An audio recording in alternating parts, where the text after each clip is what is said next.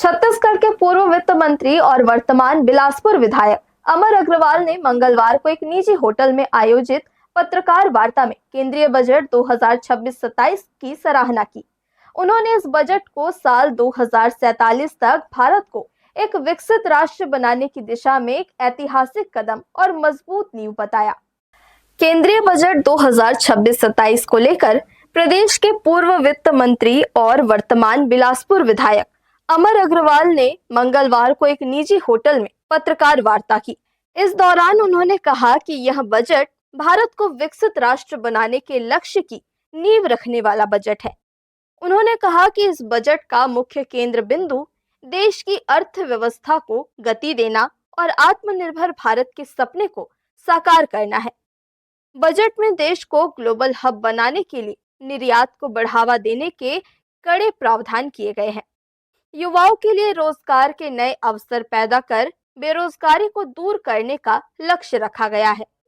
गांवों की अर्थव्यवस्था को मजबूत करने के लिए बुनियादी ढांचे और कृषि क्षेत्र में निवेश बढ़ाया गया है, तो वहीं डेटा सेंटरों के विस्तार और सर्विस सेंटर को आधुनिक बनाने के लिए विशेष प्रावधान किए गए हैं। हमारे देश का 2026-27 का जो बजट आया, मैं बहुत बहुत धन्यवाद देना चाहूँगा इस देश के प्रधानमंत्री नरेंद्र मोदी जी का, हमारे देश की वित्त मंत्री सीतारमण जी का। सबसे पहले तो छत्तीसगढ़ का जो रेशियो था हमारे यहाँ रेल का, वो बहुत कम था।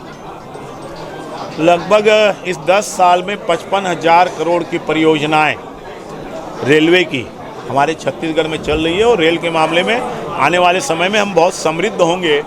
और कल ही इस बजट में खरसिया से लेके जो बलौदा बाजार वाली रेल लाइन है उसकी स्वीकृति हो गई है, इसके लिए बहुत बहुत धन्यवाद।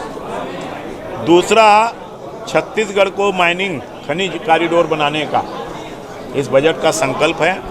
उससे हमारे जहाँ मिनरल है उसकी लॉजिस्टिक के लिए चाहे रेल हो चाहे रोड हो, उस सबका विस्तार होगा, जिससे हमारे यहाँ की आर्थिक समृद्धि आएगी।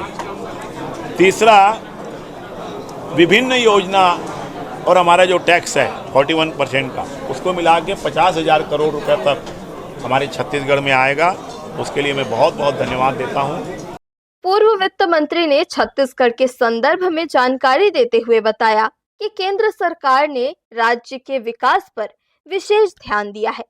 उन्होंने कहा कि रेलवे के बजट के अलावा छत्तीसगढ़ के विभिन्न विकास कार्यों के लिए इस बजट में 50,000 करोड़ रुपए का प्रावधान किया गया है, जो राज्य की प्रगति में मील का पत्थर साबित होगा।